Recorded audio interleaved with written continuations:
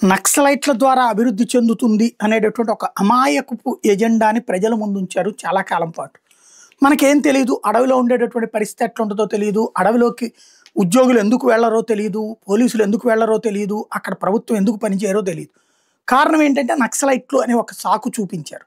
వాస్తవంగా నక్సలైట్లు ఏంటి అక్కడ చేసేది అంటే, వీళ్ళందరూ అక్కడికి వస్తే నక్సలైట్ల మాట ఎవడు వినడు, కాబట్టి అక్కడ ఏ పని జరగకూడదు, జరగకపోవడం ప్రభుత్వం తప్పు, జరిగేదంతా నక్సలైట్ల వల్ల అనేటటువంటి దానికోసం ఆయుధాలు చేతపట్టి పని చేయడానికి వచ్చే ఉద్యోగులను చంపేసేవాళ్ళు, పనులు చేసేటటువంటి ప్రజాప్రతినిధులు అక్కడికి రానికుండా చేసేవాళ్ళు.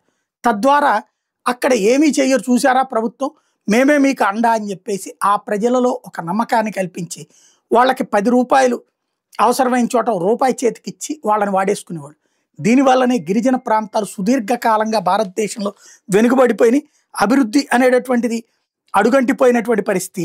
వీటన్నిటి మధ్యన జరిగినటువంటి అతిపెద్దదైనటువంటి పోరాటమే స్వయంగా నరేంద్ర మోడీ తీసుకున్నటువంటి చర్యలు. నరేంద్ర మోడీ ఈ విషయాన్ని అమిత్ షాకి చెప్పి ఎట్టి పరిస్థితుల్లో ఇది పరిష్కారం కావాలని చెప్పడం, అందులో నుంచి వచ్చినటువంటి వ్యవహారమే స్కూళ్ళు ఆసుపత్రులు కూడా నిర్మించకుండా అడ్డుకుంటున్న మావోయిస్టుల అంతు చూడమని తేల్చి చెప్పడం. గత 24 గంటల్లో 300 మందికి పైగా మావోయిస్టులు లొంగిపోయినటువంటి నేపథ్యంలో గత 50-55 ఏళ్ళుగా మావోయిస్టులు టెర్రరిస్టులు వ్యవహరించారు, వేలాది మందిని చంపేశారు, స్కూళ్ళు ఆసుపత్రులు నిర్మించకుండా అడ్డుకున్నారు.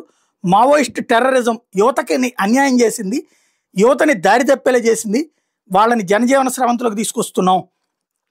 దశాబ్దం క్రితం నక్సల్స్ ప్రభావిత జిల్లాలు 125 అయితే ఇప్పుడు 11కి తగ్గించగలిగామంటూ మోడీ చెప్పుకొచ్చారు.